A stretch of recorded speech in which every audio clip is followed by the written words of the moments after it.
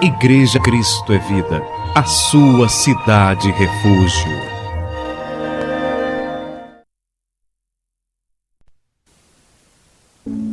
Aos Efésios, capítulo 4, versículo 17. E esta é a 7ª mensagem sobre o tema Os Filhos da Desobediência. Efésios capítulo 4, versículo 17.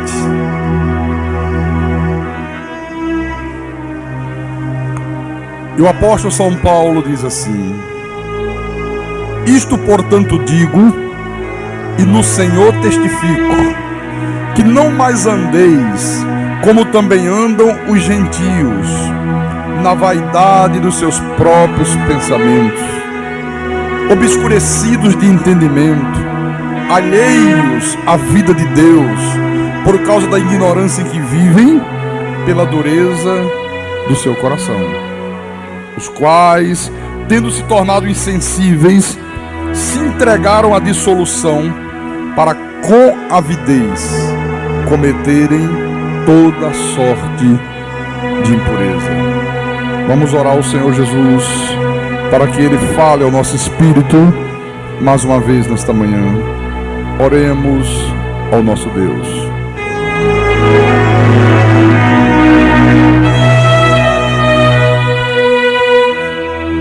Senhor Jesus Cristo, Deus de Abraão, Deus de Isaac, Deus de Jacó. Como é bom nós estarmos aqui nesta manhã, Senhor. Como somos pessoas privilegiadas. Estarmos aqui louvando o Teu nome, adorando o Senhor, ministrando louvores ao Deus Todo-Poderoso, ao Deus Eterno. Ouvir a Tua voz, aprender de Ti, crescer na Tua graça e no conhecimento pleno do Senhor Jesus Cristo.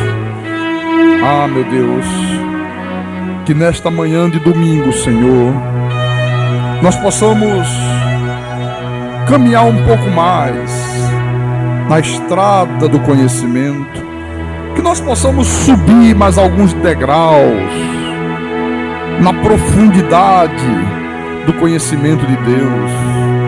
Porque quanto mais nós crescemos no conhecimento, quanto mais nós mergulhamos nas profundezas da Tua palavra, mais a nossa vida fica edificada sobre rocha, mais nós vamos criando maturidade, e quanto maior é a maturidade, mais nós vamos manifestando luz para este mundo que está nas trevas, mais nós vamos manifestando ao mundo o caráter de Deus em nossas vidas, e o Teu nome vai sendo glorificado, ó Deus, através de cada um de nós. Então fala à Tua igreja, fala aos Teus pequeninos, fala aos Teus eleitos, aos Teus escolhidos, as ovelhas do Teu rebanho. Usa-me, ó Deus, como instrumento Teu. Inspira-me, capacita-me, para que eu saiba explanar a Tua palavra com verdade. Em nome de Jesus, em nome do Senhor, que nós Te pedimos e que nós Te agradecemos. Amém e amém. Diga graças a Deus. Graças a Deus. Meus irmãos, amados de Deus, pedras que vivem. Nós, da graça de Deus, nós que congregamos aqui na Igreja Evangélica Cristo é Vida, nós que tivemos o privilégio de ter os nossos olhos iluminados, porque até alguns anos atrás os nossos olhos estavam cegos, os olhos espirituais, mas depois que Deus operou esta maravilha em nossas vidas, depois que Deus nos concedeu o privilégio de termos o conhecimento da Sua palavra, então hoje nós temos uma consciência muito grande da importância que é o conhecimento da verdade de Deus, para que nós possamos viver a nossa vida cristã da maneira que Deus quer que ela seja vivida. Nós não temos nenhuma dúvida quanto a isso. Se não tem conhecimento, Deus diz: o meu povo é destruído. Meu povo está sendo destruído porque lhe falta o conhecimento. Aí você vê O conhecimento é tão importante, mas ele é tão essencial para a vida cristã, que o apóstolo São Paulo, ele dedicou aqui os 3 primeiros capítulos dessa epístola aos Efésios, e uma grande parte deste capítulo 4 aqui, Paulo dedica por inteiro ao conhecimento. Ele transmite conhecimento, ele transmite ensinamento para a igreja. Então nós estamos vendo que o conhecimento da verdade, o conhecimento da palavra é algo absolutamente essencial, e nós não podemos fazer absolutamente nada na nossa vida espiritual sem o conhecimento. Agora, é preciso que você entenda que um conhecimento apenas teórico, um conhecimento apenas intelectual, não tem valor algum. Não serve absolutamente para nada. Eu tenho repetido inúmeras vezes aqui na igreja. Uma pessoa ímpia, ela pode vir à igreja, ela pode assistir o culto da igreja, ela pode fazer um seminário de 6 meses aqui na igreja, ela pode adquirir um conhecimento profundo da palavra, mas um conhecimento apenas teórico, fazer prova de seminário, tirar nota 10 nas provas, mas ela vai continuar vivendo como ímpio. Não vai mudar nada na vida dela. Por quê? Porque o conhecimento que aquela pessoa adquiriu não foi o conhecimento prático.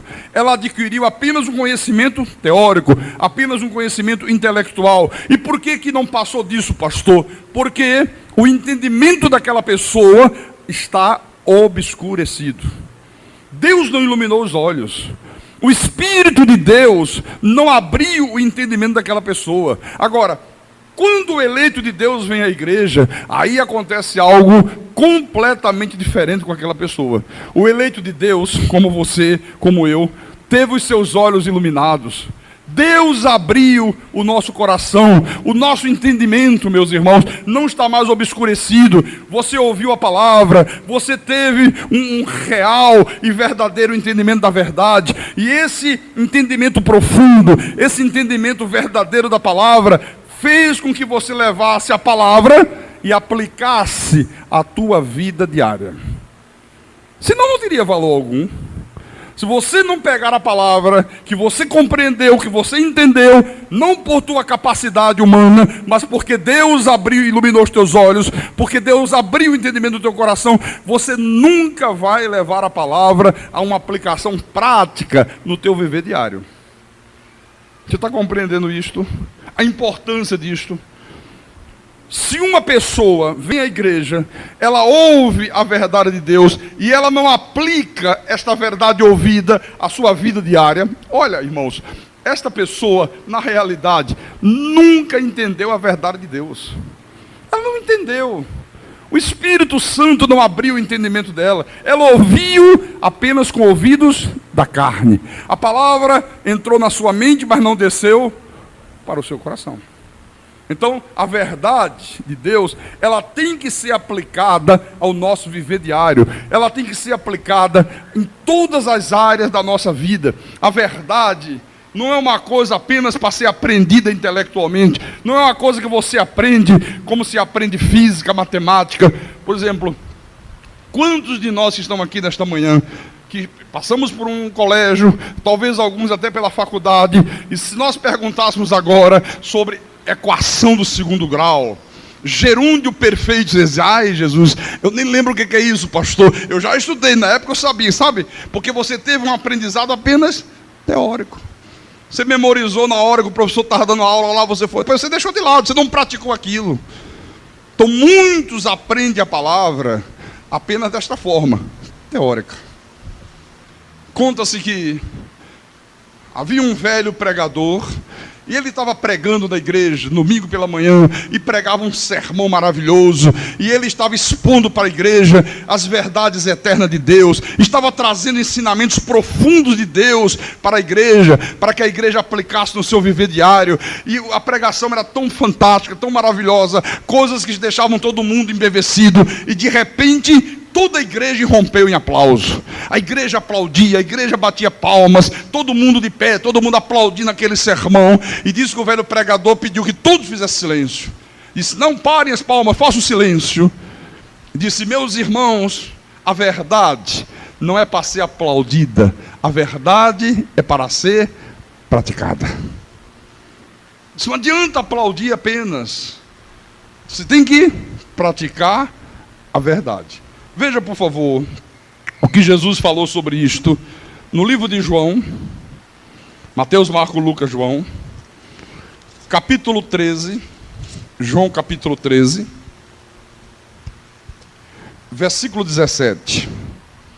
O Senhor Jesus falou assim, versículo 17: Ora, se sabeis estas coisas, bem-aventurados sois, se as praticardes. Ora, se vocês sabem essas verdades, Jesus está dizendo, ora, se vocês têm conhecimento disto, se Deus iluminou os vossos olhos, se Deus lhes deu um perfeito entendimento, bem-aventurados sois, se as praticares. Veja também em Mateus capítulo 7, versículo 26. Você lembra que Tiago também falou sobre isso, né? Tiago, o irmão de Jesus, ele diz: tornai-vos, pois, praticantes da palavra. Ele disse: não ouvinte negligente, né? Olha, Tiago já exortava também sobre isso. Olha o que Jesus fala aqui, Mateus capítulo 7, versículo 26. E todo aquele que ouve estas minhas palavras e não as pratica, será comparado a um homem insensato, que edificou a sua casa sobre areia. Aí eu pergunto, quem é o insensato? Quem é este homem que Jesus diz é um insensato, que ouve a palavra e não consegue colocar a palavra em prática? Quem é ele? O filho da desobediência, o filho do diabo. Ele pode ouvir 500 mil sermões, ele pode vir à igreja, ele pode participar de culto, ele pode fazer seminário, ele pode aprender a Bíblia de Gênesis a Apocalipse, mas ele jamais vai conseguir colocar em prática a palavra. Quantas pessoas você conhece que se dizem crentes, que se dizem cristãs, e que as suas atitudes contradizem tudo aquilo que elas dizem ser? Quantas pessoas que pela maneira de agir, você diz: ai, Jesus do céu, essa pessoa é um crente, essa pessoa é um cristão, mas estão dentro da igreja, tem Bíblia, ouvem mensagem, fazem seminário, estudam a Bíblia. É o insensato. Ouve a palavra, mas não consegue praticar a palavra. Agora, volte lá em Efésios. Efésios capítulo 4, versículo 25. Por isto que eu acho fantástico o método que o apóstolo São Paulo utilizava e que nós temos utilizado aqui na igreja. Paulo trazia o conhecimento, Paulo trazia a doutrina, Paulo ensinava a igreja e logo em seguida ele fazia uma aplicação prática daquilo que ele ensinou. Ele conclamava a igreja, sabe, a praticar aquilo, dar exemplos práticos. Por isso que no versículo 25 ele diz assim: depois de haver falado que você havia aprendido a Cristo, que você agora já tinha sido instruído segundo a verdade em Jesus, que você tinha que se despojar do velho homem e se revestir do novo homem. Aí ele diz: por isso, deixando a mentira, fale cada um a verdade com o seu próximo, porque somos membros uns dos outros. Olha só, deixando a mentira.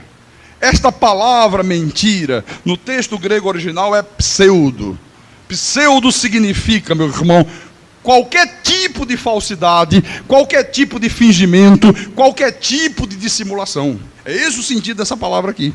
Então ele está dizendo aqui: olha, deixai a mentira, deixai o fingimento, deixai a dissimulação, deixai a falsidade. Eu tenho um verdadeiro pavor de pessoas mentirosas. Olha, eu tenho um verdadeiro pavor, eu sinto pavor, meu irmão, de pessoas falsas, de pessoas fingidas, de pessoas que dissimulam, de pessoas que aparentam ser uma coisa, quando na realidade elas são outras. Porque você não imagina quanta tristeza, quanto sofrimento, meus irmãos. Olha, quanta destruição uma mentira é capaz de produzir na vida de uma pessoa inocente. Você não imagina o estrago que uma mentira, que uma dissimulação, que um fingimento, que uma falsidade ocasiona dentro de uma igreja, dentro da obra de Deus, dentro de uma família. Isso é simplesmente diabólico, isso é trágico. E há pessoas, meus irmãos, que vivem constantemente uma vida de fingimento, uma vida de mentira, uma vida de engano. o salmista, no Salmo 40, vamos ao livro de Salmos. Salmo 40, versículo 4, ele diz assim: bem-aventurado o homem que põe no Senhor a sua confiança, e não pende para os arrogantes, nem para os afeiçoados à mentira. Olha, quer dizer que existem pessoas nesta terra que são afeiçoados à mentira. A mentira, a falsidade, o fingimento, a dissimulação são coisas que fazem parte, sabe, da vida diária daquelas pessoas. É parte da vida delas. Irmãos, os filhos do diabo, eles são afeiçoados à mentira. Por quê? Porque eles herdaram este caráter de quem? Do pai deles. A Bíblia diz que o pai deles é o quê? É mentiroso e é o pai da mentira. Por isso que, habitualmente, os filhos do diabo são mentirosos, eles são falsos, eles são fingidos, eles são enganadores, eles são dissimuladores. Houve um tempo na nossa vida que nós também éramos assim. Quando nós estávamos mortos em delitos e pecados, a nossa natureza corrompida, nós ainda não havíamos sido regenerados. Mas o que Deus fez em nossas vidas? Deus nos regenerou. Hoje nós somos nova criatura. Então não pode mais existir na nossa vida falsidade. O que Deus fez na minha vida, o que Deus fez na tua vida, não permite mais que nós andemos em falsidade, em dissimulação, em mentira e engano. Você vê que, amém? Até que fim eu ouvi um amém, graças a Deus. Vamos ver primeiro aos Coríntios. 1 Coríntios, capítulo 6, versículo 11. Olha o que Deus fez, que não permite mais que você viva uma vida de fingimento. Ele diz assim, versículo 11, capítulo 6, versículo 11: tais fostes alguns de vós, mas vós vos lavastes, mas fostes santificados, mas fostes justificados em o nome do Senhor Jesus Cristo e no Espírito do nosso Deus. Olha, Deus nos lavou, Deus nos santificou, Deus nos justificou.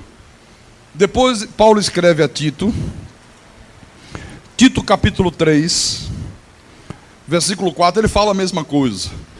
Quando, porém, se manifestou a benignidade de Deus, nosso Salvador, e o seu amor para com todos, não por obras de justiça praticadas por nós, mas segundo sua misericórdia, ele nos salvou mediante o lavar regenerador e renovador do Espírito Santo. Olha, os filhos do diabo, a semente da perdição, nunca serão lavados, nunca serão regenerados pelo poder do Espírito Santo. É por isso, é por esta razão, que eles nascem e morrem praticando a mentira, praticando a falsidade, praticando a dissimulação, praticando o fingimento. Eles são afeiçoados a essas coisas, né? Eles são afeiçoados à mentira, e por isso nunca serão salvos, nunca terão direito à salvação. Se você vê em Apocalipse, Apocalipse capítulo 21, versículo 27, fala assim: nela nunca jamais, a igreja, a Nova Jerusalém, nunca jamais penetrará coisa alguma contaminada, nem o que pratica abominação e mentira, né? Mas somente os inscritos no livro da vida do Cordeiro. Quer dizer, praticou abominação, praticou mentira, praticou falsidade, fingimento, né? Olha, não herdará a vida eterna, não entrará na igreja do Senhor Jesus. No capítulo 22, versículo 14 e 15 de Apocalipse, o Senhor diz assim: bem-aventurados aqueles que lavam as suas vestiduras no sangue do Cordeiro, para que lhes assista o direito à árvore da vida e entrem na cidade pelas portas. Quer dizer que nós fomos lavados, nós lavamos as nossas vestiduras no sangue do Cordeiro. Ele nos lavou, Ele nos regenerou, Ele nos santificou, Ele nos justificou. Versículo 15: fora ficam os cães, os feiticeiros, os impuros, os assassinos, os idólatras e todo aquele que ama e pratica a mentira. Você sabe o que é uma pessoa amar e praticar a mentira?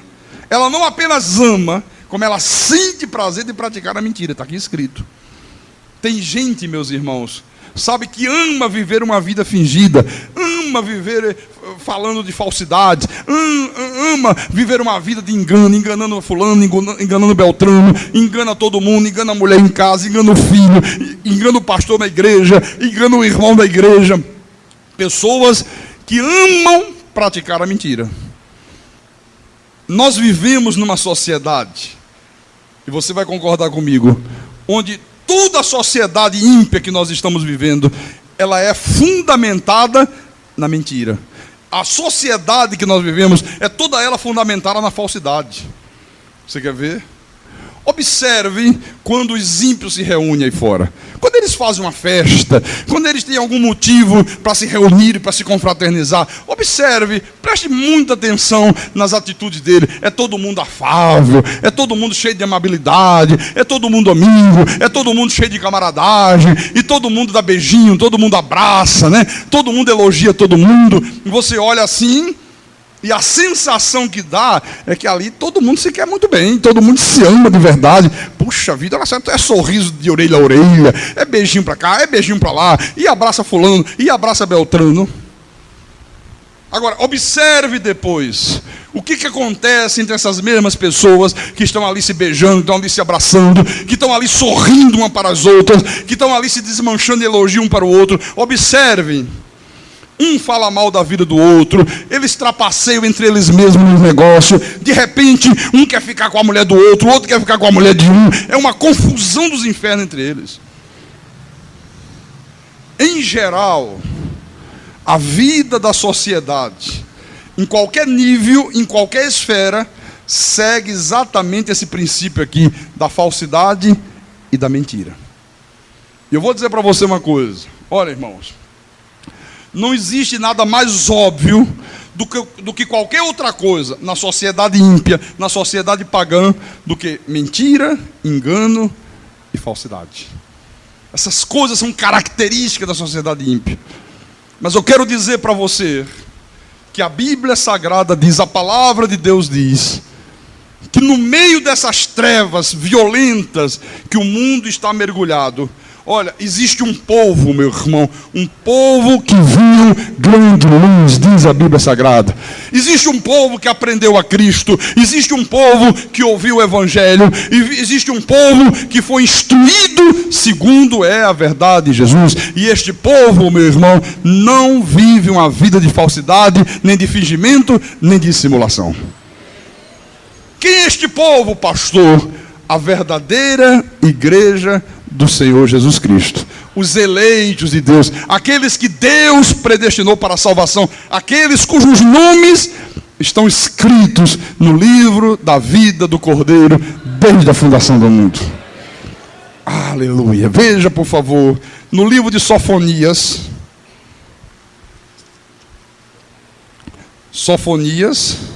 Velho Testamento.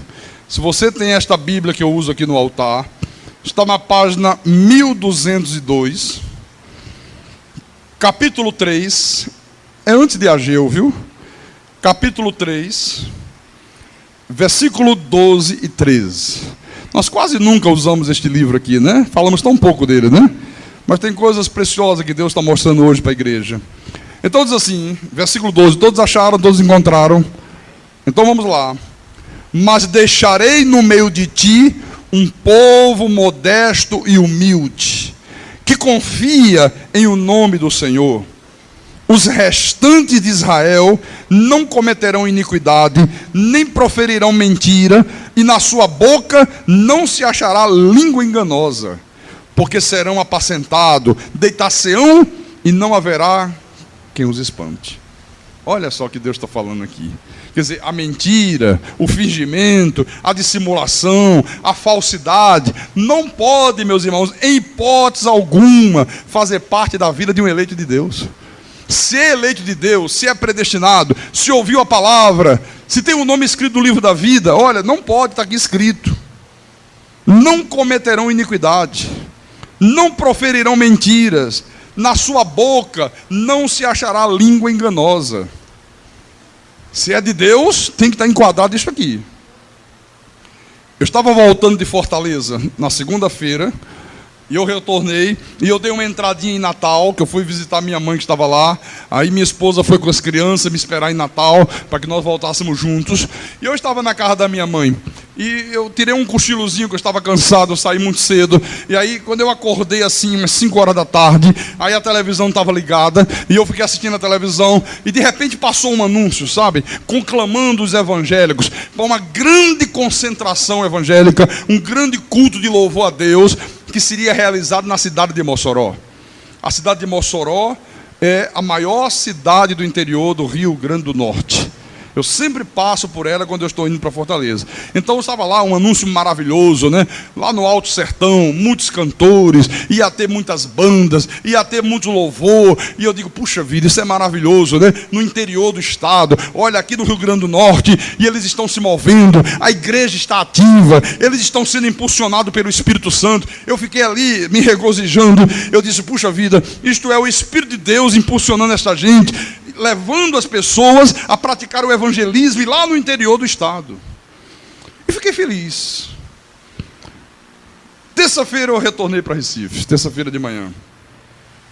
Na terça-feira à noite eu já estava na minha casa e eu fui assistir o Jornal Nacional da Rede Globo, e aí começou a falar da agenda dos candidatos à presidência da República. Aí começou a mostrar o que os candidatos haviam feito no dia anterior, né? Você sabe que o jornal sempre mostra isso, né? Então, a matéria do Jornal Nacional mostrava, né, o que cada um deles havia feito, onde cada um deles havia estado. Ele mostrou o Ciro Gomes foi não sei aonde, né? O Lula foi não sei para onde, o José Serra foi não sei para onde. Você sabe que tem um dos candidatos à presidência da República que diz que é evangélico, que é o Antony Garotinho, ex-governador do Rio de Janeiro. Adivinhe aonde estava o Antony Garotinho? Aonde? Igreja inteligente é outra coisa, né? Ah, meu irmão. Ah, eu tomei um choque quando eu vi, meu irmão. Quer dizer, então, que tudo aquilo que estava sendo anunciado, olha, um grande louvor, uma grande adoração a Deus, nós vamos fazer um grande movimento evangelístico, na verdade aquilo era tudo uma grande mentira. Não era louvor a Deus, não era objetivo de evangelizar, aquilo tudo era uma grande armação para reunir o povo de Deus, levar um candidato, um político à presidência da República e ali captar votos para a sua candidatura. Isso é uma grande mentira. Problema, meus irmãos, onde foi aqui é? A Olinda também é? Pois é. Olha, no mundo ímpio, é normal a falsidade, é normal a mentira, é normal o fingimento. Você vê isso aí no mundo ímpio, você vê isso no comércio, você vê isso na indústria, você vê isso na propaganda, você vê isso na televisão, você vê isso em todas as áreas, na política, né? Em todas as áreas, no direito, na engenharia, em todas as áreas tem isso, na medicina, existe aí em todas as áreas da vida. Agora, meu irmão amado, minha irmã em Cristo Jesus, quando isto acontece no mundo espiritual, é simplesmente terrível. Simplesmente terrível. E vou dizer uma coisa. Normalmente, é muito difícil você perceber isso no seio da igreja. É muito difícil você perceber a mentira, a dissimulação, a falsidade, o fingimento. Se você não tiver olhos iluminados, você não percebe. Se não tiver, você não vai perceber. Passa batido. Entendeu? Olha como eu falei aqui, e quando eu perguntei, de imediato você percebeu a jogada. Na mesma hora você disse, opa, ele estava lá, então aquele evento lá era um evento político. Por exemplo, esses shows que se promovem aí, um grande louvorzão para Deus, de vez em quando você vê, né? Aí começa a anunciar no rádio, começa a anunciar na televisão, aí eles vão para um ginásio qualquer de esporte, para uma dessas casas de espetáculo, como tem aqui agora em Recife, o Classic Hall, Irmãos, tudo isso visa o lucro, tudo isso visa o dinheiro, e essas coisas aí não visam o louvor sincero a Deus, porque ninguém precisa pagar para louvar a Deus. Como é que é um grande louvor a Deus, e para o povo de Deus louvar a Deus tem que pagar o ingresso? Tem que pagar 10 reais, tem que pagar 20 reais para entrar. E outra coisa, o que atrai as pessoas para esses movimentos, o que atrai as pessoas para esses eventos que eles promovem fora, não é o desejo sincero de louvar a Deus, não é o desejo sincero de adorar a Deus. O que atrai essas pessoas é o cantor famoso que está lá se apresentando. Grande falsidade. Tudo não passa de uma grande mentira. Se você não tiver olhos iluminados, você não enxerga essa falsidade, você não enxerga essa mentira. Mas na verdade é uma grande falsidade. O profeta Jeremias, veja por favor, capítulo 9 de Jeremias, versículos 5 e 6. Olha o que diz aqui o profeta. Veja como isso é forte, veja como isso se enquadra no que eu acabei de falar para vocês. Capítulo 9, versículos 5 e 6. Cada um zomba do seu próximo e não falam a verdade. Ensinam a sua língua a proferir mentiras. Cansam-se de praticar a iniquidade. Vivem no meio da falsidade. Pela falsidade recusam conhecer-me, diz o Senhor. Quer dizer que há pessoas que, pela falsidade, elas recusam a conhecer a Deus. Porque se conhece a Deus, não pode mais viver na falsidade, não pode mais viver na hipocrisia. Por isso que tem pessoas que fogem do conhecimento de Deus. Porque quando o conhecimento vem, meu irmão, para quem não quer viver uma vida reta, o conhecimento é como pimenta nos olhos. A pessoa fica desesperada. Quanto mais Deus fala, quanto mais a palavra é proclamada, mais a pessoa fica inquieta, mais ela fica incomodada pela verdade. Às vezes a pessoa diz assim: como eu amo a palavra, como eu amo o evangelho da graça de Deus. Pastor, como eu amo estar na igreja. Eu via muito isso quando eu fiz parte da Seita Universal. Eu amo muito a palavra, eu amo muito a igreja. Mas quando era o dia que eu não podia fazer a reunião da seita, aquelas pessoas que diziam amar a palavra, que diziam amar estar na igreja, não apareciam. Quer dizer que aquilo que elas falavam era falso. Aquilo que elas falavam era mentiroso. Você está compreendendo? Será que não acontece também aqui no nosso meio? Pastor, eu amo a palavra. Pastor, não tem nada mais importante para mim do que estar na igreja. Aí quando eu viajo, o pastor sai fazer o culto que eu ligo. Pastor, mas faltou tanta gente no culto. Mas os irmãos não falam que amam a palavra, amam ouvir a palavra. A palavra não está sendo pregada. Não é a mesma palavra. Ou será que o pastor traz outra Bíblia aqui para o altar? É a mesma palavra. Não é o mesmo templo. Olha, irmãos, o que a palavra diz? Por isso, deixando a mentira, fale cada um a verdade com o seu próximo, porque somos membros uns dos outros. Olha, se você tem tido esse tipo de comportamento, meu irmão, olha, deixa isso de lado, tira isso da tua vida definitivamente. Acaba com a falsidade, acaba com o fingimento, acaba com a dissimulação, acaba com essa vida de enganos.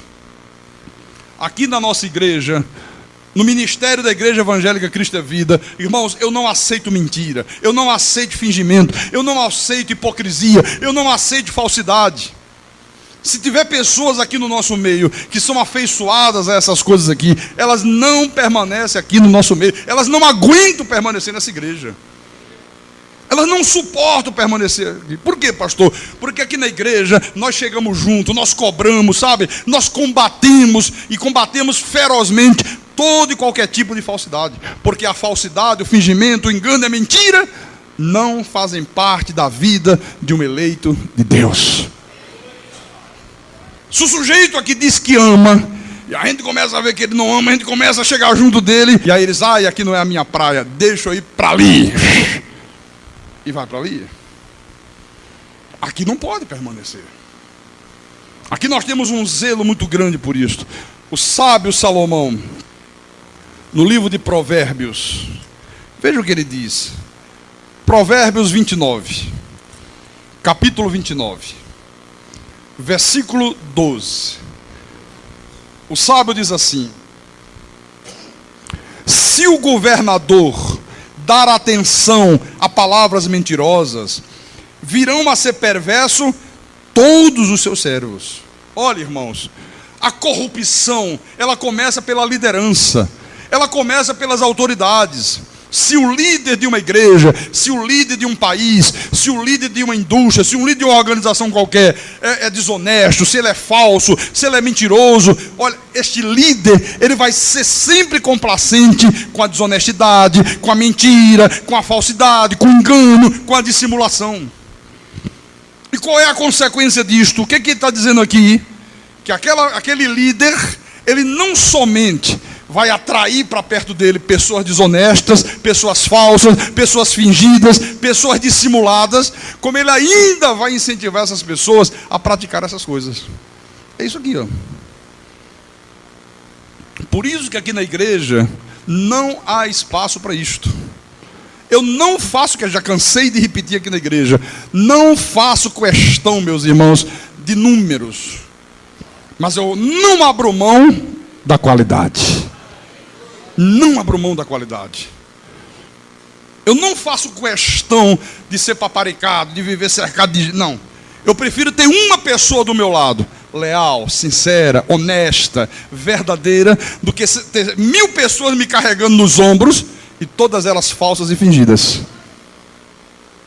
Beijinhos e abraços, e elogio para cá, elogio para lá, e quando você menos abrir os olhos, elas pimba, te apunhalam pelas costas. Então, se uma pessoa viver habitualmente uma vida de falsidade, uma vida de mentira, olha, isto é a prova inequívoca de que aquela pessoa é filho do diabo. Não tem outro meio, não adianta, não. É filho do diabo. Você quer ver? Abre em João rapidamente. João, capítulo 8, versículo 44. O Senhor Jesus diz assim: vós sois do diabo, que é o vosso pai, e quereis satisfazer os desejos. Ele foi homicida desde o princípio, jamais se firmou na verdade, porque nele não há verdade. Quando ele profere mentira, fala do que lhe é próprio, porque é mentiroso e pai é mentira. Quer dizer que ser mentiroso, ser falso, ser fingido, ser hipócrita, ser enganador, ser dissimulador, são coisas, meus irmãos, que fazem parte, sabe, da própria essência e do próprio ser do diabo e dos seus filhos. Por isso, uma pessoa tem isso na sua vida, olha, não tenha dúvida, é filho do diabo.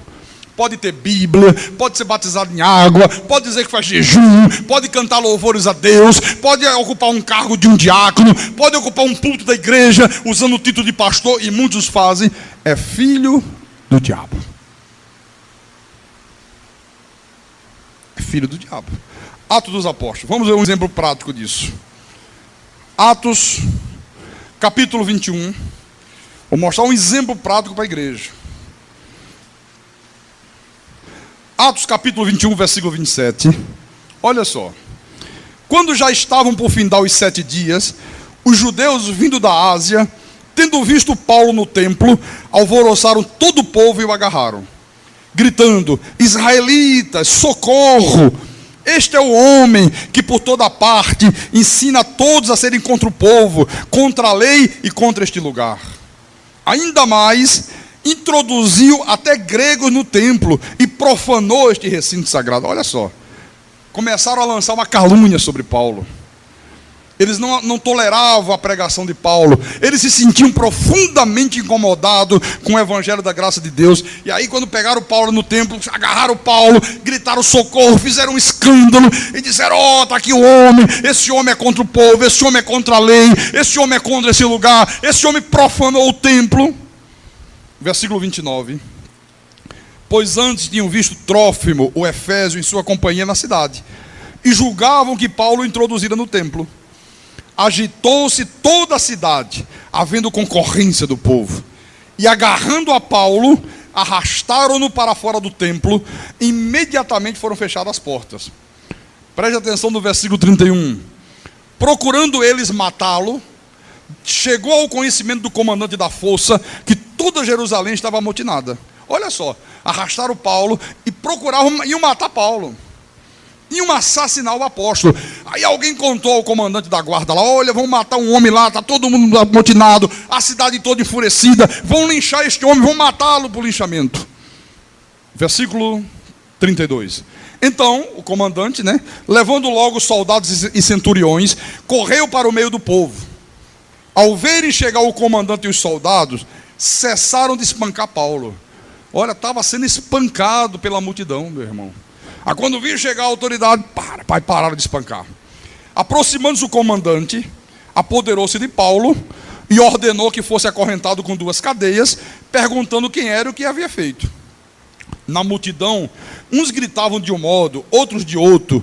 Não podendo ele, porém, saber a verdade por causa do tumulto, ordenou que Paulo fosse recolhido à fortaleza. Ao chegar às escadas, foi preciso que os soldados os carregassem, por causa da violência da multidão. Pois a massa de povo o seguia gritando: mata-o, mata-o, assassinam, mata-o. Você entendeu a questão? Paulo foi preso. Agora, meus irmãos, preste atenção. Veja como é a mentira e a falsidade dos filhos do diabo. Veja como é que ele se conduz. É fácil de você identificar. Às vezes está lá no teu vizinho, às vezes está dentro da tua família, às vezes está dentro da igreja. Mas é fácil identificar. Vou mostrar para você como é que é. Capítulo 24, versículo 1 em diante. Paulo está preso.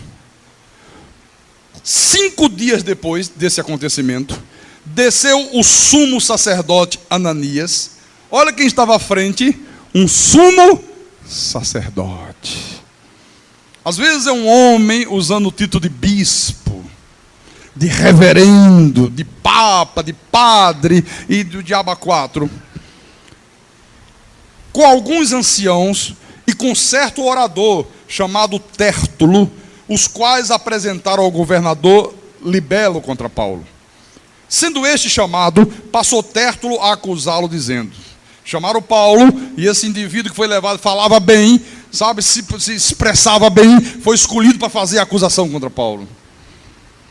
E ele começou: excelentíssimo Félix, Félix era o governador, tendo nós, por teu intermédio, gozado de paz perene, e também por teu providente cuidado, se terem feito notáveis reformas em benefício deste povo, sempre e por toda parte, isto reconhecemos com toda gratidão.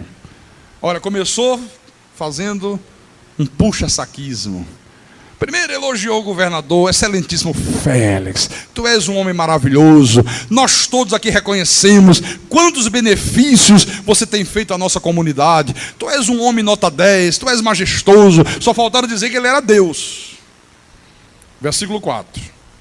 Entretanto, para não te deter por longo tempo, para não tomar o teu tempo, para não te incomodar muito, rogo-te que, de conformidade com a tua clemência, nos atenda por um pouco. Porque tendo nós verificado que este homem é uma peste e promove sedições entre os judeus esparsos por todo o mundo, sendo também o principal agitador da seita dos nazarenos. Chamavam os verdadeiros cristãos de seita. Como é que nós somos chamados hoje? Não, a igreja cristã é vida, predestinação, soberania de Deus. Isso é seita. Aquele pastor Carlos Magno, aquilo é uma peste. Aquele homem é um câncer no seio da igreja. Versículo 6. Tentou profanar o templo. Nós o prendemos, disseram ele para o governador. Olha a mentira agora. Com o intuito de julgá-lo segundo a nossa lei.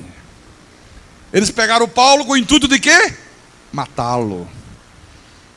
Estavam linchando Paulo. Se não chega o comandante da guarda com os soldados, Paulo teria sido morto, assassinado por eles.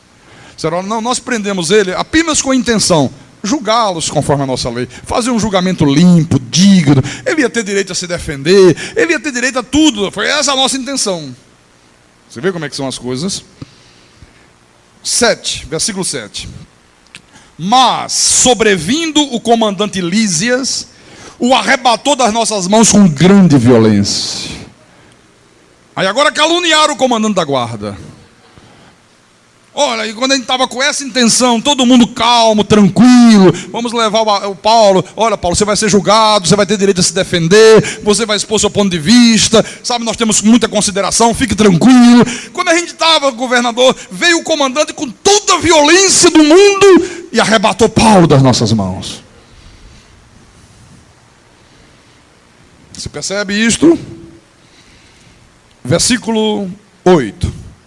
Ordenando que os seus acusadores viessem à tua presença. Tu mesmo, examinando, poderás tomar conhecimento de todas as coisas de que nós o acusamos. Os judeus também concordaram na acusação, afirmando que estas coisas eram assim. Um mentia, um fazia acusação, um fazia um belo discurso, e os outros em volta agora, é verdade. Aí foi exatamente isso que ele está falando. Pode ter certeza, governador, foi desta forma. Olha, nós temos prova, nós estávamos lá, nós vimos que foi assim. Você está percebendo? Acusaram Paulo de agitador, acusaram Paulo de profanar o templo, chamaram o apóstolo São Paulo de peste, acusaram o comandante da guarda de usar de violência. Olha o cinismo dos filhos do diabo. Oh, nós o prendemos com o intuito de julgá-lo segundo a nossa lei. Mentira! Eles iam matar Paulo com um linchamento, meu irmão. Ah, por que você saiu da igreja? Oh, porque eu queria fazer coisas boas na igreja. Eu tinha uns projetos tão maravilhosos. O pastor não deixa, o pastor não permitiu. Olha, eu saí porque eu vi coisas erradas na igreja. Não aguentei. Normalmente tem meia dúzia de lado para concordar. É verdade, é verdade. Não, esse cara aí é gente boa. Esse é de Deus mesmo, esse é maravilhoso, viu? Você não imagina o estrago que isso aqui acontece. Irmãos, olha, quantas vezes eu já fui alvo de mentiras por parte de falsos irmãos, sabe? Porque eles odeiam a verdade da graça de Deus. Eles sentem ódio da verdade. Eles são afeiçoados à mentira. Então, como eles não conseguem combater a palavra, aí eles procuram denegrir a fonte. Já que não podemos combater a palavra, vamos desmoralizar a fonte que está trazendo a palavra. Essa é a estratégia do diabo. Aliás, no Salmo 119, vá ao livro de Salmos rapidamente. Salmo 119, versículo 69. Olha o que diz aqui. O salmista diz assim: os soberbos têm forjado mentiras contra mim. Não obstante, eu guardo de todo o coração os teus preceitos. Olha o salmista dizendo para Deus: Senhor, os soberbos, aqueles que não são nada e que julgam ser alguma coisa, eles têm forjado mentira contra mim. Irmãos, isto aconteceu com Davi, isto aconteceu com Jó, isto aconteceu com o apóstolo Paulo, isto acontece comigo, isto acontece contigo. Olha, vai ser sempre assim com aqueles que quiserem viver piedosamente. Não tem como fugir disso aqui. Vamos ver outro exemplo. Atos dos Apóstolos, capítulo 5, Atos 5, versículo 1 em diante. O que aconteceu aqui? A igreja estava estabelecida, então havia sido feito um acordo entre os irmãos naquela época, que todos se dispusessem dos seus bens, e todos trouxessem e colocassem aos pés dos apóstolos, para uso e benefício da igreja. Então todo mundo fez isso. As pessoas vendiam seus bens, vendiam suas joias, quem tinha propriedade vendia sua propriedade, trazia o dinheiro e colocava ali aos pés dos apóstolos. Barnabé fez isto.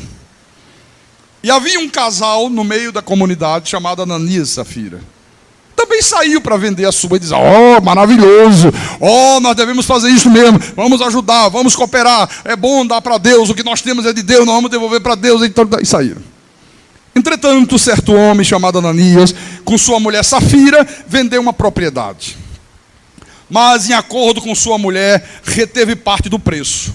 E, levando o restante, depositou aos pés dos apóstolos. Olha só, o sujeito foi lá, vendeu a propriedade. Prometeu que ia vender, que ia trazer. Mas, na hora que pegou o dinheiro, aí chamou a mulher e disse: olha, isso é muito dinheiro, né? Puxa vida, para que a gente vai dar tudo? Vamos fazer o seguinte, vamos dar apenas 40%. Já é um dinheiro grande, para que a gente vai dar tudo? E a turma ainda vai ficar feliz da vida lá, porque nem todo mundo tem propriedade. Quando nós chegarmos com mais uma, ninguém vai levar isso em consideração. Aí levaram e colocaram 40% e retiveram 60%. Eu estou fazendo uma suposição nesse percentual. Olha o que aconteceu. Versículo 3. Aí Deus entrou em ação. Então, disse Pedro: Ananias, por que encheu Satanás teu coração para que mentisses ao Espírito Santo, reservando parte do valor do campo?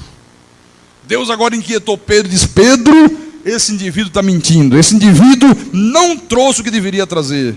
Olha, esse indivíduo aí, ele deu R$50 de oferta, ele podia ter dado 100, é um enganador, é um mentiroso, está fazendo falsidade, é um hipócrita. Interpela ele aí. Aí Pedro, né, incomodado pelo Espírito Santo, impelido pelo Espírito Santo, diz: Ananias, escuta aqui, por que Satanás encheu o teu coração para que tu mentisses ao Espírito Santo? Para que você fingisse, para que você praticasse essa falsidade, para que você dissimulasse como você está dissimulando aqui. Conservando porventura, não seria teu? Se você quisesse ficar com o teu campo, não quisesse vender, ele não seria teu. Se você quisesse vender e ficar com dinheiro para você, também não seria teu. O dinheiro não ficaria todo em teu poder. Ninguém obrigou você a fazer isto. Você não é obrigado a dar nada. Você não foi obrigado a vender tua terra. Você fez isto porque você disse que cria em Deus. Porque você falou que ama a igreja. Porque você falou que queria fazer o mesmo que os outros irmãos estavam fazendo. Como, pois, assentaste no coração estes desígnios? Não mentiste aos homens, mas a Deus. Olha, quando você mente, quando você finge, quando você dissimula, sabe? Você não está enganando o teu irmão, você não está enganando o teu marido, a tua esposa, o teu filho, o teu pai, você não está enganando o pastor da igreja, você está tentando enganar a Deus. E a Deus ninguém engana. Ouvindo estas palavras, Ananias caiu e morreu, sobrevindo grande temor a todos os ouvintes. Levantando-se os moços, cobriram-lhe o corpo e levando-o sepultaram. Quase 3 horas depois, entrou a mulher de Ananias, não sabendo o que ocorrera. Então Pedro, dirigindo-se a ela, perguntou-lhe: dize-me, vendeste portanto aquela terra? Pedro jogou a isca, né? Quer dizer, olha, o teu marido trouxe 40 mil, vocês venderam por 40 mil? Foi por 40 mil, Pedro. Ah, muito bem, foi mesmo, né, Safira? Foi, exatamente. Ela respondeu: sim, portanto. Tornou-lhe Pedro: por que entraste em acordo com teu marido, né? Para tentar o Espírito do Senhor. Por que você fez isso? Por que você se juntou ao teu marido para agir desta forma? Para dissimular, para mentir, para enganar? Eis aí à porta os pés de que sepultaram o teu marido, e eles também te levarão. No mesmo instante, caiu ela aos pés de Pedro e expirou, morreu. Entrando os moços, acharam-na morta e levando-a, sepultaram-na junto do marido. E sobreveio grande temor a toda a igreja e a todos quantos ouviram a notícia desses acontecimentos. Olha, irmãos, sobreveio grande temor a toda a igreja e a todos quantos ouviram o rumor desses acontecimentos. Deus permitiu a morte de Ananias e Safira naquela oportunidade, quando a igreja estava sendo estabelecida. Deus permitiu isto para chamar a atenção da igreja, não apenas naquela época, mas por todos os séculos, até o dia da vinda de Jesus, para que a igreja atente para a gravidade do pecado da mentira.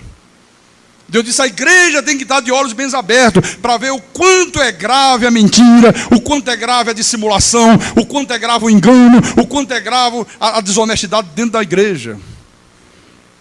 E vou dizer para você, dentro da igreja isso aqui é terrível. Quando há mentira, quando há engano, sabe? Olha, não há comunhão. Se houver falsidade no meio da igreja, quebra a comunhão da igreja. Só é possível haver comunhão, só é possível ver união, só é possível ver unidade da igreja se houver uma confiança mútua, se houver uma fidelidade mútua. Por isso que esta é a arma preferida do diabo para causar danos à igreja. Porque no momento que a mentira entra dentro da igreja, olha, quebra a comunhão. A comunhão entre os irmãos é completamente destruída. Você já não sabe mais em quem acreditar. Você já não sabe mais em que crer. Você fica completamente perdido, sabe? Você fica completamente desorientado. A coisa é tão terrível que quando há esse tipo de coisa dentro da igreja, fica todo mundo espionando todo mundo. Cada um fica procurando espionar o outro. A pessoa fica em dúvida. Ela diz, eu não sei se acredito em fulano, eu não sei se acredito em Beltrano, eu não sei se eu acredito no que o pastor está dizendo, porque fulano me disse uma coisa, o outro me disse outra, ou eu não sei mais em que eu creio. Irmãos, é assim que o diabo destrói a comunhão da igreja.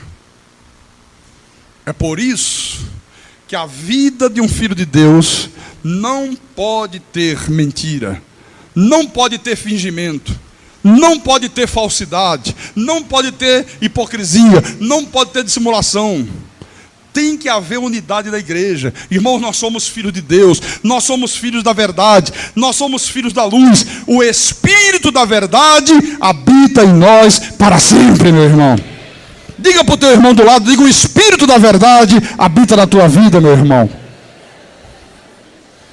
Diga, o Espírito da verdade habita em você. Se o Espírito da verdade habita em mim, não pode ter mentiras. Por exemplo, supor que acabamos o culto, eu fui ali para o gabinete. Aí chega uma pessoa aí, um 38 na cintura, e diz assim, vem cá, diácono, eu tenho umas contas a acertar com o pastor. Cadê o pastor? Ele está aí? O que é que você responde? Hã? Vai responder que está ou vai mentir e dizer que não está? Hã? O sujeito está com 38, hein? Eu já matei um pastor ali na esquina e estou a fim de matar o segundo. Cadê o pastor daí da igreja? O que é que você responde? O senhor diz que está no gabinete, o sujeito vai lá e me mata, né? Muito bem. E depois eu venho pegar no teu pé. Não. Quem responderia a verdade? Está lá no gabinete. Levante a mão. Levante a mão, igreja. Baixe. Quem não falaria a verdade? O senhor não falaria, não? Só ele está certo.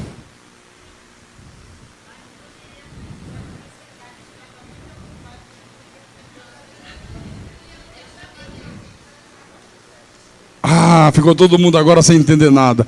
Pastor, o irmão está pregando, faz 1 hora que o irmão está pregando, que não pode mentir, que não pode dissimular, que não pode fingir, que não pode enganar. E como é que o irmão agora falou que aquele irmão lá que ia mentir, que não ia falar a verdade, está com a razão?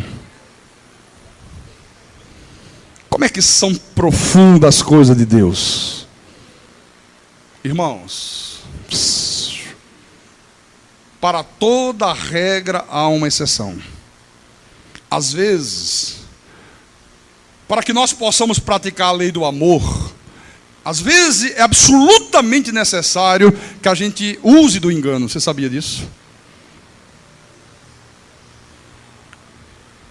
E tem gente balançando a cabeça assim, pastor, ai. Por exemplo,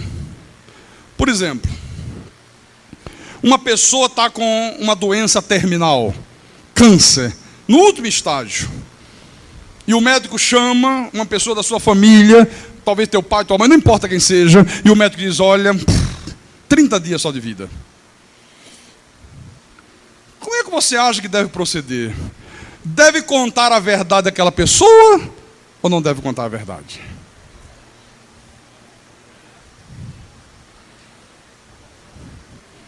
É relativo. A medicina diz que há pessoas que não suportam saber que estão condenadas à morte. Diz que se você disser para ela que ela está num estado terminal, que ela não vai mais viver, que ela só tem 30 dias de vida, diz que o sofrimento desta pessoa é simplesmente insuportável. Ela entra em depressão, ela quer suicidar, ela fica num desespero tremendo. Há outras pessoas que não. Se você disser, elas estão absolutamente preparadas para encarar a verdade. Mas como é que a gente procede com esta pessoa que não tem condições de suportar a verdade nua e crua? Como é que a gente vai proceder com esta pessoa que não tem estrutura, que vai sofrer terrivelmente naqueles últimos dias de vida, se você lhe falar a verdade? Falamos a verdade ou ocultamos a verdade? Eis o problema. Eu particularmente digo, não falaria a verdade nunca para essa pessoa. Pastor, mas se não falar a verdade, você não está cometendo um engano, você não está praticando uma mentira, entre aspas. Não. Isso é um gesto de amor. Olha, em casos semelhantes a esse que eu acabei de falar, eu digo para você com toda a convicção e por fundamento bíblico, eu prefiro enganar aquela pessoa do que dizer a verdade. E isso não é uma mentira. Isso é um gesto de amor. A mentira só é mentira quando ela encoberta erros, quando ela faz você se tornar cúmplice de erros, quando ela faz você se envolver em uma falcatrua. Não nesse caso aqui. Eu vou mostrar 2 exemplos na Bíblia. 2. Não se apresse. Não fique aí com os olhos esbugalhados, eu não entendi nada, pastor. Não estou me contradizendo, não, estou sendo bíblico. Vamos ver na Bíblia? Vamos lá. Êxodo capítulo 1. Livro de Êxodo. Capítulo 1. Versículo 15. O rei do Egito ordenou as parteiras hebreias, das quais uma se chamava Sifrá e outra Puá, dizendo: quando servirdes de parteiras as hebreias, examinai. Se for filho, matai-o. Mas se for filha, que viva. Deixa eu explicar isso aqui. O povo de Israel estava no Egito, escravo no Egito, trabalhando, no trabalho forçado. Só que eles estavam se multiplicando muito, nascendo muito filho, muito homem. E aí o rei do Egito, o faraó, disse: ai meu Deus do céu, que a coisa está ficando perigosa. Eles estão ficando, uma multidão incalculável, eles estão se tornando muito grandes. De repente essa gente se rebela e vence o nosso exército. De repente nós não vamos ter como deter esse povo. Então vamos fazer o seguinte, chama as parteiras aí. Vocês é que fazem o parto das mulheres hebreias, exatamente. Então, preste atenção. Quando vocês forem fazer parto, observe. Se o filho for homem, mate. Se for mulher, deixe viver. Não queria que aumentasse o número de homens. O que elas fizeram, hein? Versículo 17. As parteiras, porém, temeram a Deus e não fizeram como lhes ordenara o rei do Egito. Antes, deixaram viver os meninos. Até aí, tudo bem. Então, o rei do Egito chamou as parteiras e lhe disse: por que fizeste isso, deixando viver os meninos? O rei começou a ver, mas espera aí, eu dei uma ordem e continua aumentando, continuam os homens se multiplicando. Chama essas parteiras aqui, vem cá, por que vocês fizeram isto? Por que vocês desobedeceram a minha ordem? Eu não mandei que vocês matassem os homens que nascessem. Se for criança, se for homem, pimba, mata. Por que vocês não obedeceram a minha ordem? Versículo 19. Responderam as parteiras a Faraó: é que as mulheres hebreias não são como as egípcias, são vigorosas, e antes que lhe chegue a parteira, já deram à luz as parteiras, já deram à luz aos seus filhos. Olha, Não falaram a verdade, não sabe o que é rei. É que essas mulheres hebreias aí não são como as egípcias. Elas são fortes, elas são vigorosas. Quando elas estão para dar a luz que nos chamam, antes da gente chegar, a criança já nasceu. Já está tudo pronto, não tem mais o que fazer. Deus deve ter ficado tremendamente raivoso. Mas vocês não deviam ter feito isso, vocês não deviam ter mentido, vocês deviam ter assumido a verdade, e Faraó mandava arrancar a cabeça de vocês, mas vocês morreram abraçados da verdade. Isso aqui não foi uma mentira. Isso aqui foi um ato de amor. Olha o versículo 20. E Deus fez bem as parteiras. E o povo aumentou e se tornou muito forte. E porque as parteiras temeram a Deus, Ele lhes constituiu família. Quer dizer que Deus fez bem a elas, Deus aprovou aquilo que elas fizeram, e Deus ainda lhes constituiu família. Irmão, porque isso aqui não era uma mentira. Isso aqui não era uma mentira. Elas acobertaram algum erro? Não. Fizeram alguma falcatrua? Fizeram alguma coisa contrária à lei de Deus? Não. Fizeram mal a alguém? Não, só fizeram bem. Você está compreendendo? Foi um ato de amor. E um ato de amor pela própria vida delas. Não está satisfeito? Outro exemplo. Vamos lá. Livro de Josué.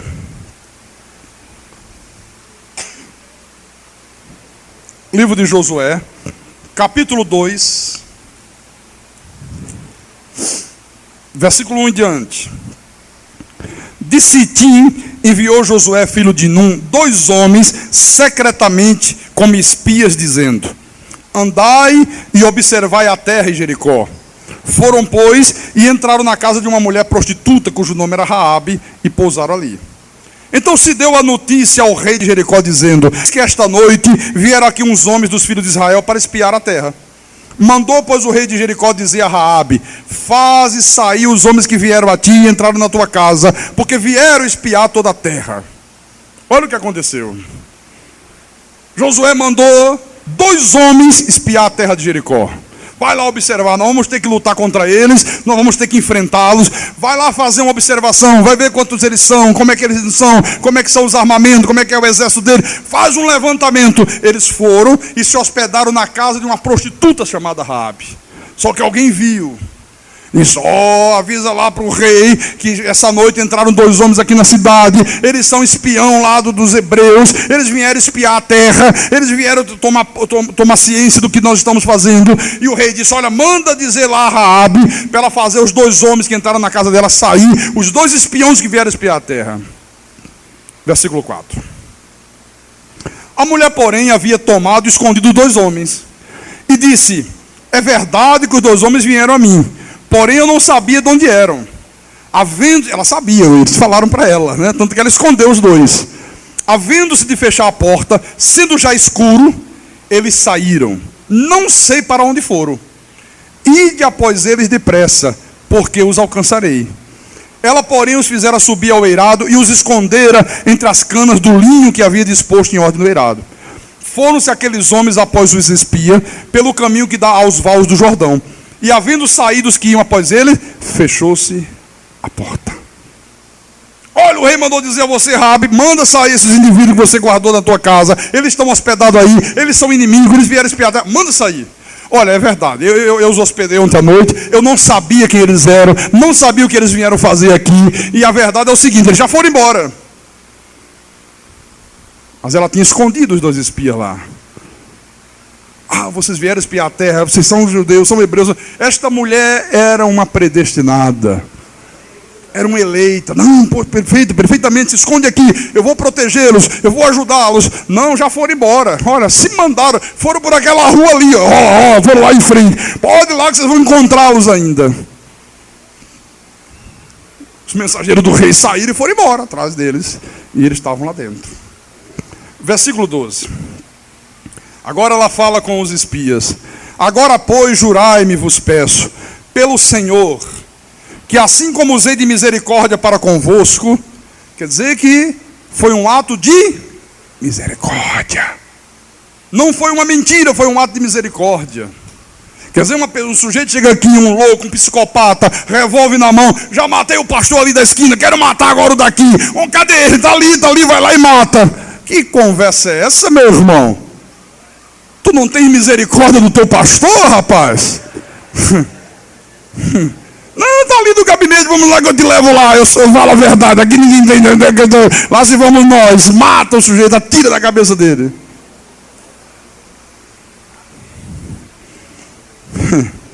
Assim como usei de misericórdia para convosco, também dela usareis para a casa de meu pai, e que me dareis um sinal certo, desde que conservareis a vida, de que conservareis a vida a meu pai e a minha mãe, como também a meus irmãos e as minhas irmãs, com tudo que tem, e de que livrareis a nossa vida da morte.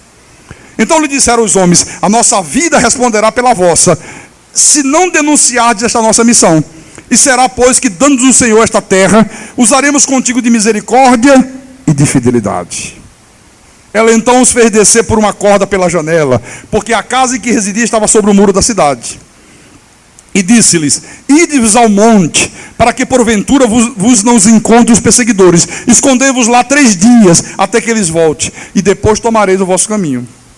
Disseram-lhe os homens: desobrigados seremos desse teu juramento que nos fizeste jurar. Se vindo nós à terra, não matares este cordão de fio escarlata, a janela por onde nos fizeste descer, e se não recolheres em casa contigo teu pai, tua mãe, teus irmãos e toda a família de teu pai, qualquer que sair para fora da porta da tua casa, o seu sangue lhe cairá sobre a cabeça, e nós seremos inocentes. Mas o sangue de qualquer que estiver contigo em casa caia sobre a nossa cabeça, se alguém nele puser a mão. Também, se tu denunciares esta nossa missão, seremos desobrigados do juramento que nos fizeste jurar. E ela disse: segundo as vossas palavras, assim seja. Então os despediu e eles se foram. E ela atou o cordão de escarlata à janela. Ela disse: olha, eu fui misericordiosa com vocês, eu não os entreguei aos mensageiros do rei, vocês iam ser mortos, né? Eu tive misericórdia, eu os guardei, eu os protegi, eu arrisquei a minha própria vida. Então eu quero fazer um pedido a vocês: quando vocês tomarem essa cidade, quando vocês vencerem esta cidade, poupe a minha vida, poupe a vida do meu pai, poupe a vida da minha mãe, poupe a vida da minha família, sejam misericordiosos comigo, como eu fui com vocês. Os espíritos disseram: tudo bem, se você não nos trair, se essa nossa missão for bem sucedida, se nós conquistarmos essa cidade, pode ficar tranquila, nós pouparemos você e a tua família.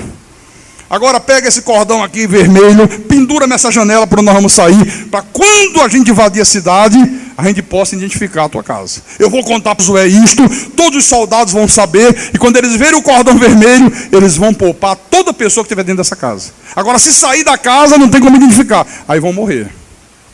Olha Deus agindo. Capítulo 6, para a gente terminar. Josué capítulo 6, versículo 21. Aí veio os soldados de Israel, venceram, né, os soldados de Jericó. O capítulo 21 diz, o versículo 21, tudo quanto na cidade havia, destruíram totalmente a fio de espada. Tanto homens como mulheres, tanto meninos como velhos, também bois, ovelhas e jumentos. Versículo 22. Então disse Josué aos 2 homens que espiaram a terra: entrai na casa da mulher prostituta e tirai-a de lá com tudo quanto tiver, como lhe jurastes. Então entraram os jovens, os espias, e tiraram Raabe, seu pai, sua mãe, seus irmãos, e tudo quanto tinha. Tiraram também toda a sua parentela, e os acamparam fora do arraial de Israel. Porém a cidade e tudo quanto havia nela queimaram-no. Tão somente a prata, o ouro e os utensílios de bronze e de ferro deram para o tesouro da casa do Senhor. Mas Josué conservou com vida a prostituta Raabe e a casa de seu pai e tudo quanto tinha, e habitou no meio de Israel até ao dia de hoje, porquanto esconderam os mensageiros que Josué enviara a espiar Jericó. Então, meu irmão, eu quero terminar dizendo a você uma coisa. Olha, por uma causa justa, por temor a Deus, as parteiras tiveram que falar uma inverdade, porque temeram a Deus. Elas tinham temor a Deus, elas não iam cumprir a ordem daquele tirano, elas não iam matar os filhos das mulheres hebreias, elas não iam expor a sua própria vida. Oh, porque vocês não fizeram o que eu mandei, porque não mataram as crianças. Não foi que nós não matamos, não, é que não deu tempo da gente chegar lá. Elas são muito fortes, quando a gente chega, já deram a luz, nem precisa mais de parteira. Por amor à obra de Deus. Olha o amor que essa prostituta teve à obra de Deus. Queriam matar os mensageiros de Josué. Cadê? Manda para fora, mata. Mas não estão mais aqui. Já foram embora. Foram por aquela estrada, já estão bem longe de Jericó. Estavam dentro de casa. Por que essa mulher agiu assim? Por amor à obra de Deus. Se eu omitir a verdade por amor ao próximo, se eu omitir a verdade por uma causa justa, se eu omitir a verdade por amor à obra de Deus, meus irmãos, esta minha atitude não pode ser enquadrada naquele espírito de mentira, naquele espírito de falsidade, naquele espírito de engano, naquele espírito de dissimulação que é próprio do diabo. As parteiras não eram pessoas dissimuladas, elas não eram mentirosas, elas não eram pessoas fingidas, elas não viviam dissimulando, elas eram pessoas de Deus, elas tinham temor a Deus, elas omitiram a verdade como um gesto de amor. Esta mulher aqui, a prostituta Raabe, ela não mentiu, ela não omitiu a verdade para se tornar cúmplice de um erro. Ela não omitiu a verdade para acobertar o pecado de alguém. Ela não estava acobertando o pecado de ninguém. Ela não omitiu a verdade para se tornar cúmplice de uma falcatrua, não. Ela omitiu a verdade por amor à causa de Deus. Ela sabia que aqueles homens eram mensageiros do Deus Altíssimo e que eles precisavam levar a bom termo a sua missão. Você está compreendendo a diferença? Não é mentira, é um ato de sabedoria, é um ato de amor. Agora não pode dizer, o irmão ali praticou uma coisa errada e me chamaram como testemunha, eu vi, eu tenho muito amor pelo irmão, não vou dizer que ele praticou não, é um ato de amor não, aí é um ato diabólico. Aí você está acobertando o erro, aí você está se tornando cúmplice do pecado dele. É outra história. Para que ninguém depois confunda isso aqui, viu? Você entendeu bem, não entendeu? Para depois não dizer, pastor, sabe o que é? Eu pratiquei um ato de amor, pastor. Sabe, eu encontrei o irmão ali estava fazendo uma coisa horrível, estava roubando, e me chamaram, eu não vou dizer, né, pastor? Não vou prejudicar o irmão, né? Eu tive que mentir, eu disse que não é verdade o que ele fez, não. Não. Aí é do diabo. Aí é maligno. Aí é satânico. E é isso que Paulo disse: tira da tua vida toda mentira, toda falsidade, toda hipocrisia, todo engano, toda dissimulação. Amém? Quem tem ouvidos, ouça o que o Espírito da verdade falou à igreja nesta manhã. Em nome do Senhor Jesus, para a glória do nosso Deus. Aleluia.